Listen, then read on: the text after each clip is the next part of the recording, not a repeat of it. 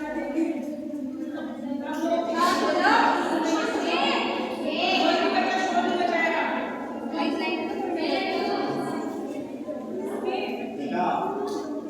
10 minute में और मुझे बता गर्मी लग रही, लेकिन आपसे ज़्यादा मुझे भी गर्मी लग रही है और हम अभी पेड़ लगा रहे है ना, पसीना देख रहे ना।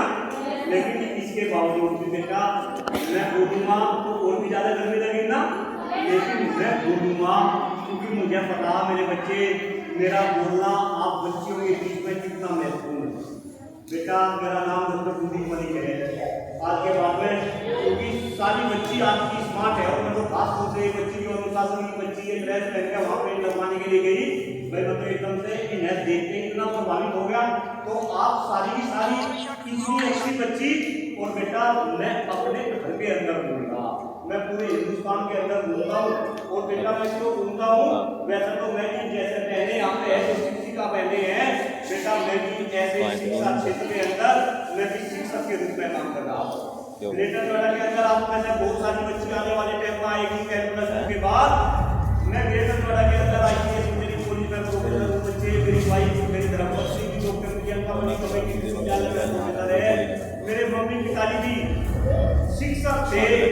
गाने के पास एक गांव है मेरी समावत, वहाँ पे मैं पैदा हुआ और बचपन में मैं अपने पिताजी की उंगली पकड़ कर चलता था, जहाँ चल के मास्टर जी नमस्ते मास्टर जी नमस्ते, इतना अच्छा लगता था कि मेरे मम्मी पिताजी शिक्षक है, मैं और भाई शिक्षक है। बात ये महत्वपूर्ण नहीं है, मैं मेरे बच्चे इस देश में 4 मुद्दों को लेकर काम कर रहा हूँ। कितने मुद्दों को लेकर काम कर रहा हूँ और वे मुद्दे वे समस्याएं इस देश की सबसे गंभीर समस्या है और उन समस्याओं का अगर आने वाले समय में कोई हल दे सकता है, कोई निदान दे सकता है तो मेरे बच्चे वो आप हो, क्योंकि आप में से ही आने वाले समय में कोई बच्ची इंदिरा गांधी बनेगी, कोई बच्ची कल्पना चावला बनेगी, कोई बच्ची अच्छी डॉक्टर बनेगी, कोई अच्छी इंजीनियर बनेगी, कोई अच्छी ब्यूरोक्रेट बनेगी।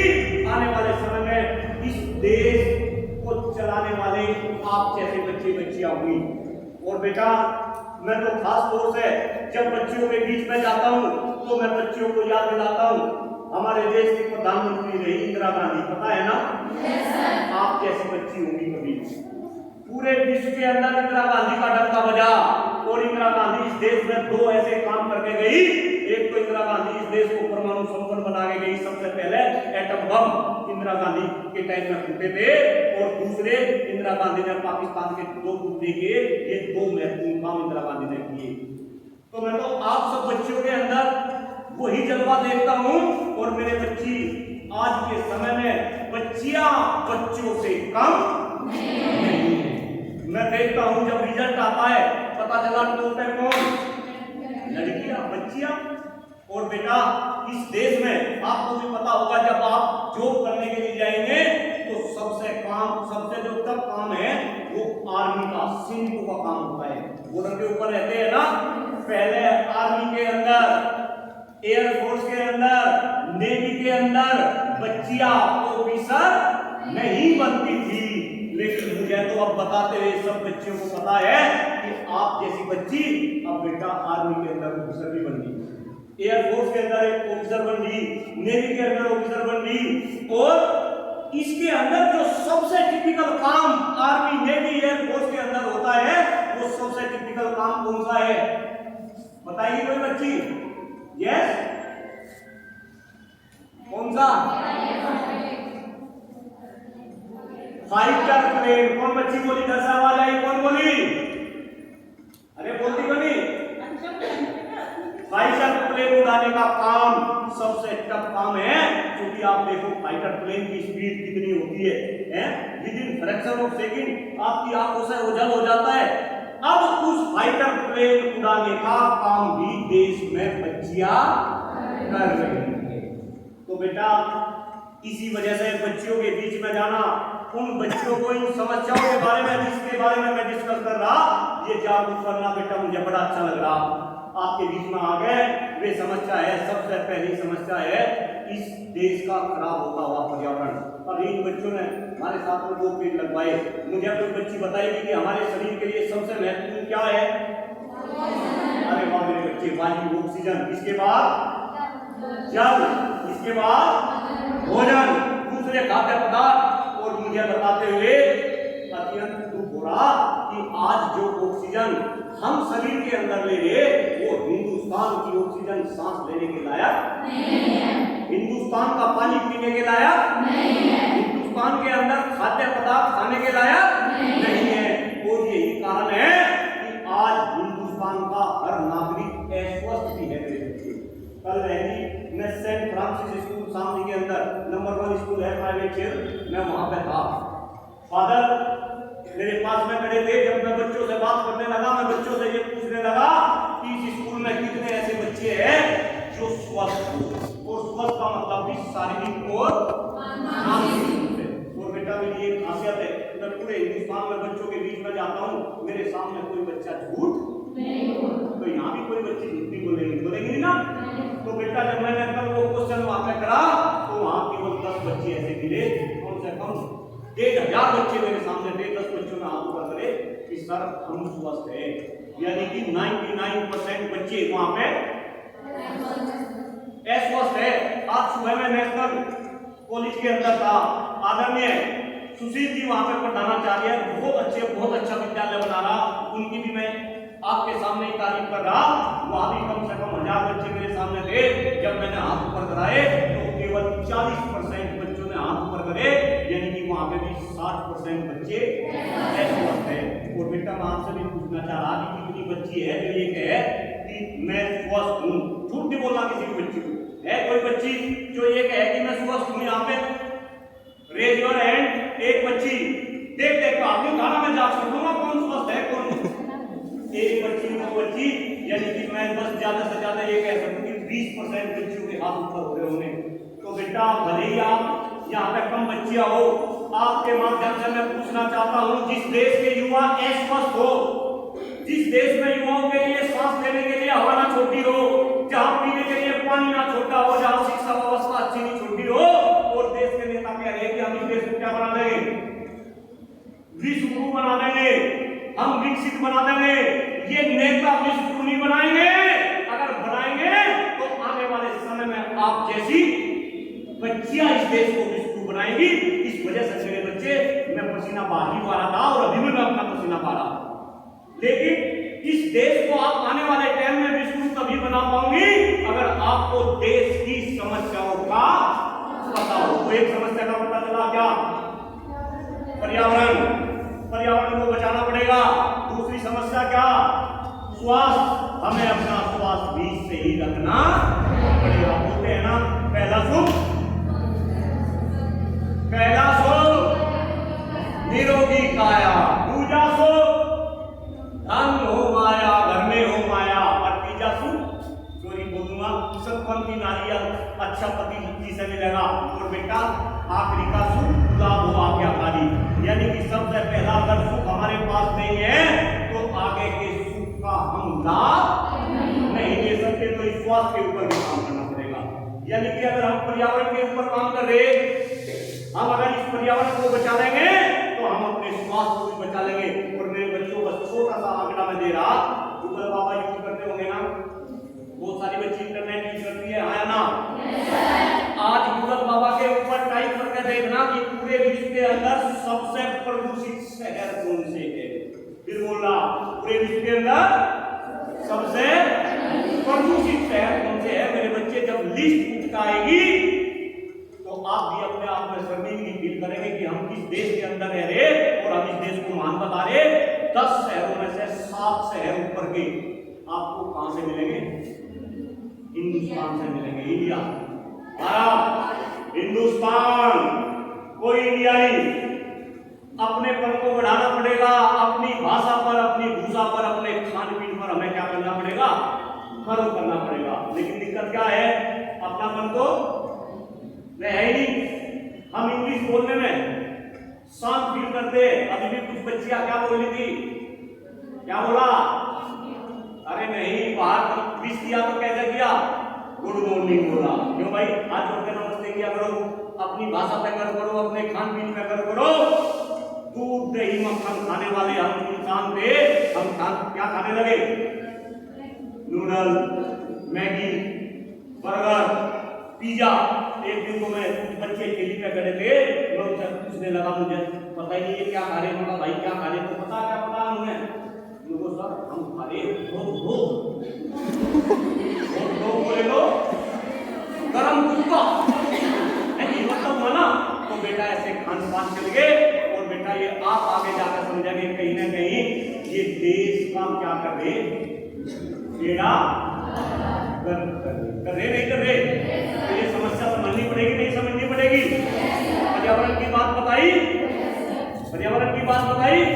मैं एक बात को बताने जा रहा, बच्चों के कान खुलेंगे जब से ये देश आजाद हुआ। ध्यान से सुनेंगे मेरे बच्चे, जब से ये देश आजाद हुआ तब से लेकर अब तक इस देश से 75% पक्षी, पता आपको ये बात?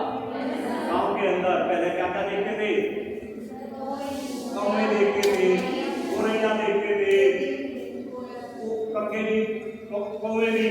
कोयल है ना। और मेरे तो घर के अंदर कई बार मोर नाचते हुए मुझे नजर आते थे। मोर दिख रहे, नहीं मोर, कौवे दिख रहे, चिड़िया दिख रही है। बेटा 75% पक्षी, ध्यान रखने में जब से देश आजाद हुआ 75% पक्षी इस देश से गायब हो लिए। और वे क्यों गायब हो लिए? क्योंकि एनवायरमेंट, पर्यावरण इस देश का हवा पानी खराब हो गया बेटा। तो बेटा वे भी जीव थे, हम भी क्या है, जीव है। तो अगर वे खत्म हो सकते हैं तो आने वाले टाइम में हम भी क्या हो जाएंगे, खत्म हो जाएंगे। तो मैं इस पर्यावरण को बचाना पड़ेगा, और पर्यावरण को बचाने का केवल एक ही तरीका है कि आप क्या लगाओ, पेड़ लगाओ। और पेड़ भी कौन से पेड़? असली पेड़। कौन से पेड़? असली कौन से? पीपल, बरगद, नीम। क्योंकि ये पेड़ वातावरण को सबसे ज्यादा क्या करते हैं, शुद्ध करते हैं। सबसे ज्यादा ऑक्सीजन बरगद देता है, इसके बाद बरगद देता पीपल, सबसे ज्यादा पीपल, इसके बाद बरगद, फिर नीम। पहले गाँव में बरगद नजर आते थे, अब सारे काट दिए। क्यों भाई, कैसे काम चलेगा? और बेटा ये बात मैं इसमें से बता रहा हूँ, आपकी प्रधानाचार्य बहन जी मेरे से पिछले 4 साल से अटैच होगी। बहन जी मैं पहले भी 4 साल पहले इस विद्यालय में पढ़ा था, मैंने शिक्षक वर्ग में चुनाव लड़ा था, वो एक दूसरा इशू है। लेकिन लोग मुझे नेता समझने लगे, लेकिन डॉक्टर कुलदीप मलिक नेता नहीं है। मैं तो यही काम पहले कर रहा था, यही काम अब कर रहा। बल्कि अच्छा हुआ कि मैं चुनाव लड़ लिया, कम से कम मैं आप जैसी बच्चों के बीच में आगे अपनी बात को रखने लगा। और मैं खुले रूप से कह रहा कि आने वाले टाइम में हिंदुस्तान के हर कस्बे में डॉक्टर कुलदीप मलिक खड़ा मिलेगा। बेटा मैं ग्रेटर नोएडा में रहता हूँ, आप में से बहुत सारी बच्ची जब ग्रेटर नोएडा में आएगी, आप ग्रेटर नोएडा में कहीं भी जाना, चैलेंज कर रहा, आपको हर जगह बरगद का पेड़ मिलेगा। वो पेड़ मैंने अपने हाथ से, आप जैसे बच्चे बच्चियां मेरे साथ लगे रहते हैं। और ये बात अब ग्रेटर नोएडा में चल रही कि आने वाले समय में इस ग्रेटर नोएडा का नाम बदल के बरगद सिटी के नाम से क्यों ना रख दिया जाए? क्या रख दिया जाए? बरगद सिटी। तो अगर डॉक्टर कुलदीप मलिक 150 किलोमीटर दूर जाकर ग्रेटर नोएडा में ऐसा काम कर सकता है, तो क्या बेटा आप जैसी बच्ची 1-2 पेड़ लगाए,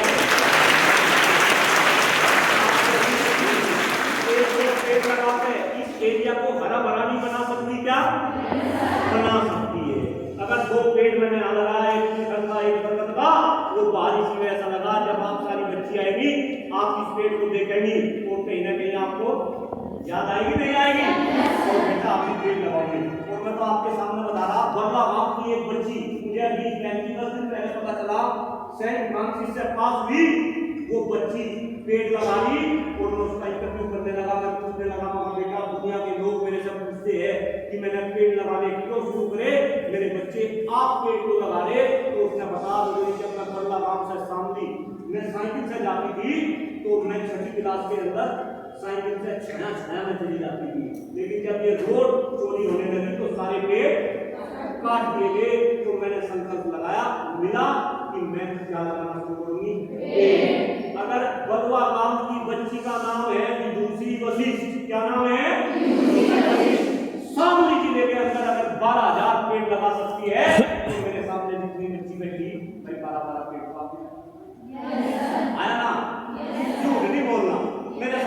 से बच्ची आज झूठ नहीं बोलते।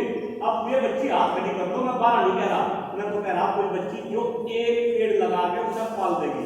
पेड़ कहाँ लगाना? पेड़ मंदिर में लगाओ, मस्जिद में लगाओ, गुरुद्वारे में लगाओ, अपने विद्यालय में लगाओ, अपने गांव के स्कूल में लगाओ, अपनी ट्यूबवेल में लगाओ, कितनी जगह है। लेकिन कंडीशन है कि पेड़ लगाने के बाद उन्हें पालना पड़ेगा। एक पेड़ को पालना एक बच्चे जैसे उसकी केयर करना होती है बेटा। तो है कोई बच्ची जो आज हाथ ऊपर करके ये देख लो, झूठे हाथ ऊपर नहीं करना, वो भैया वीडियो बना रहे सबके बेस आ जाएंगे उसमें। तो ये बच्ची एक पेड़ लगा देगी, कौन सा पेड़ लगाएगी? बरगद, नीम। और बेटा अगर आपने 100 बच्चियों ने भी पेड़ लगा दिए, और बस एक निवेदन मैडम से भी करके जा रहा बहन जी से, जो बच्ची पेड़ लगाएगी वो अपना नाम, अपना नंबर और कहाँ पेड़ लगाया और कौन सा पेड़ लगाया एक रजिस्टर में मेंटेन करेगी। और बहन जी जब आपकी पेड़ होगी, आप उन बच्चों को बुला के आप उनका नाम बोल के उनका हौसला अफजाई करेंगी, ताकि दूसरी बच्ची भी उनसे क्या ले सके, प्रेरणा ले सके। और बेटा देखना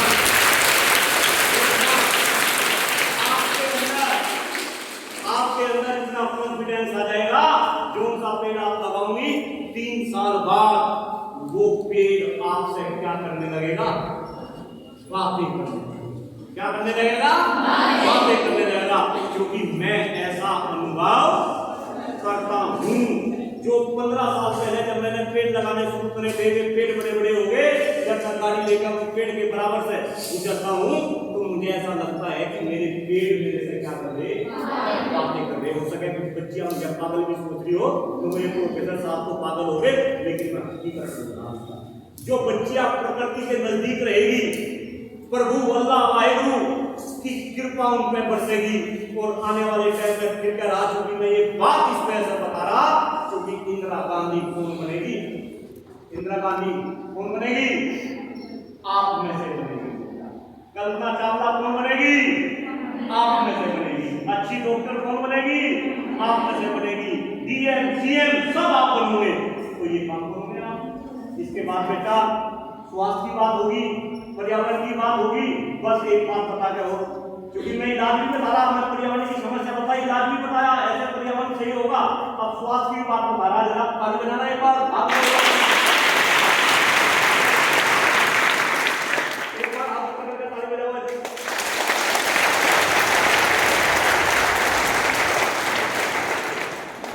कुछ बच्चियां मैं देख रहा था, ये ताली बजाती है ऐसे, है ना, हाथ बोलने लगे बजाए तो कुछ बच्चियां ऐसे ताली बजाती है। नहीं, ये ताली बजाने का तरीका नहीं। आदरणीय प्रधानमंत्री देश के कैसे ताली बजाते हैं, मोदी जी बजाओ जरा, कैसे ताली बजाते हैं। ताली बजाने का तरीका नहीं है। ताली कैसे बजेगी आपके बाद? ये 4 उंगली, एक अंगूठा, ये पांचों के पांचों एक साथ कैसे?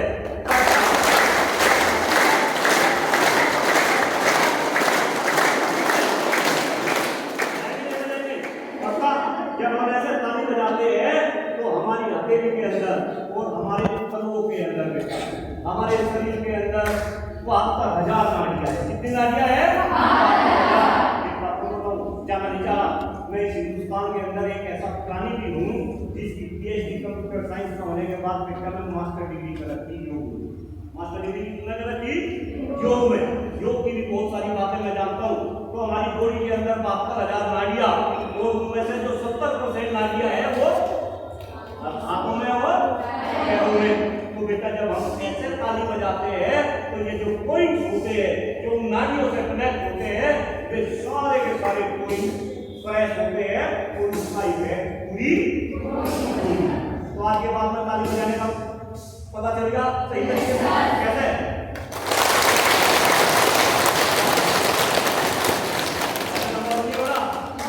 दिक्कत तो नहीं होगी किसी बच्ची को? मजा आ रहा? आनंद आ रहा?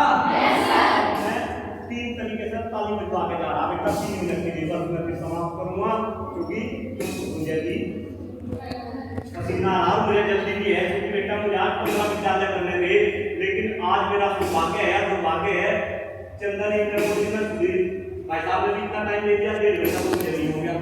फिर मैं हिंदू में गया, मेरा वहां भी बहुत टाइम लग गया और मेरा मन नहीं कर रहा कि मैं आपके बीच से जाऊं। मुझे ऐसा लगा 3 घंटे तक ऐसे ही कंटिन्यूअसली बोल सकूं और मुझे पता चला सारी बच्चियां मुझे बहुत अच्छे से सुन दी ना। लेकिन सुनने के साथ साथ इन बातों से क्या करना, मंथन करना और बेटा इनको फॉलो भी करना। तो 3 तरीके से सारी बच्ची गीता बजाना बता रहा बेटा, लेकिन कंडीशन है ये ताली मानी, ये नहीं बजेगी। दादा दादी होंगे, भाई बहन, मम्मी पापा सब एक जगह बैठ जाएंगे और उन्हें बोलेंगे कि क्या कि बजाओ ताली। और जब उनकी ताली बजने लगेगी, जिसके शरीर से जो भी बीमारी होगी वो बीमारी क्या हो जाएगी, छू बीमारी क्या हो जाएगी है। और जब बाबा दादी ताली बजाएंगे वे पूछेंगे कि ताली किसने बजानी सिखाई, तो क्या बताओगे, तो वे भी मुझे क्या देंगे, आशीर्वाद। आशीर्वाद सबसे बड़ी चीज है। तो पहले इकाई की ताली है ओम के ऊपर, किसके ऊपर, ओम के ऊपर देखेंगे मुझे ऐसे, एक बार देखेंगे ओम है ना। मेरी ओम की गड़गड़ाहट बढ़ेगी, ताली की गड़गड़ाहट भी बढ़ेगी, लेकिन कंडीशन है सबकी ताली एक साथ करेगी। Let's start.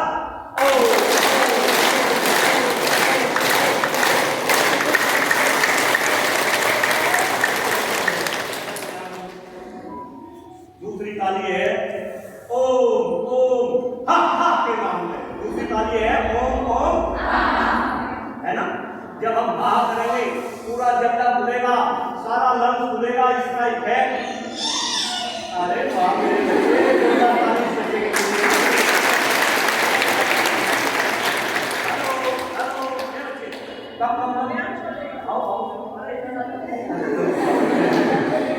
दूसरी ताली है ओम ओम हा के नाम पे, बहुत अच्छी ताली है बेटा, नहीं बजाया करो।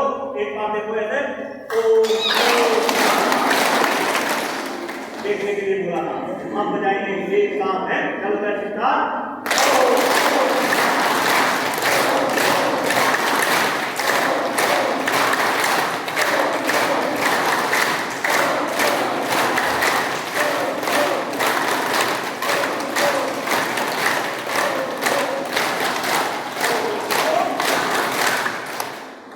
आनंद आ गया? बजाओगे बेटी? सबको बजाओगे? बीमारी को भगाओगे? हिंदुस्तान को स्वस्थ बनाओगे? अब तीसरी टाइप की ताली ये है राम के नाम, अल्लाह के नाम पे, वाहिगुरु के नाम पे। जो जिस धर्म को नाम मानता है उसी का नाम ले लेकर ताली बजाएंगे। अभी फिलहाल राम के नाम पे मैं ताली बजा रहा। मेरे बच्चे एक बार मुझे देखेंगे 11 बार बजाएंगे या 21 बार, लेकिन आप कितनी बार बजाएंगे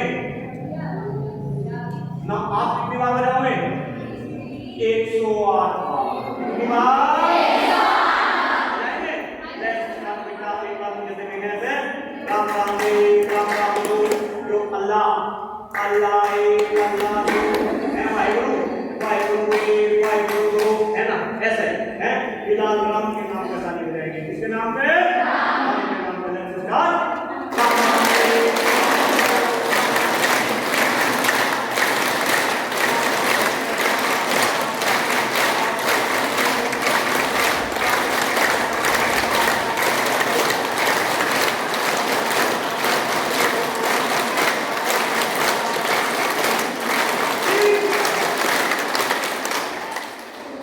मेरे बच्चों बहुत बहुत धन्यवाद। आदरणीय प्रधानाचार्य बहनी का भी बहुत बहुत धन्यवाद। दूसरी बहनें भी यहाँ पे बड़ी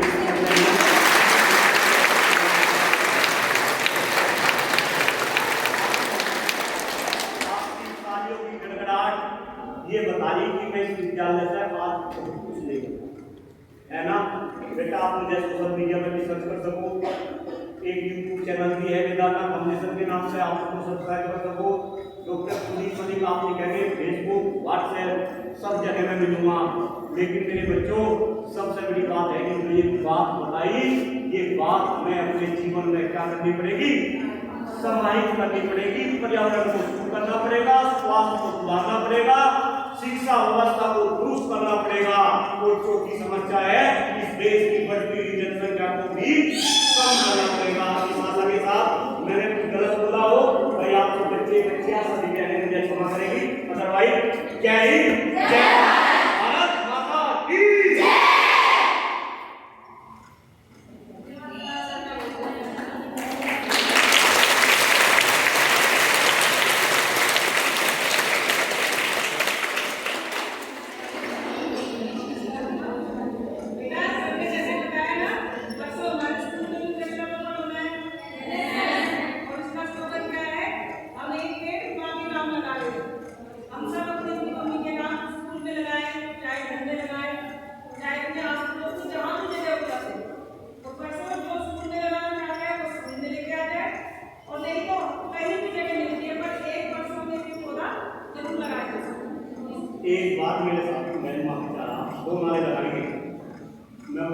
पेड़ लगाओ, आप बोलेंगे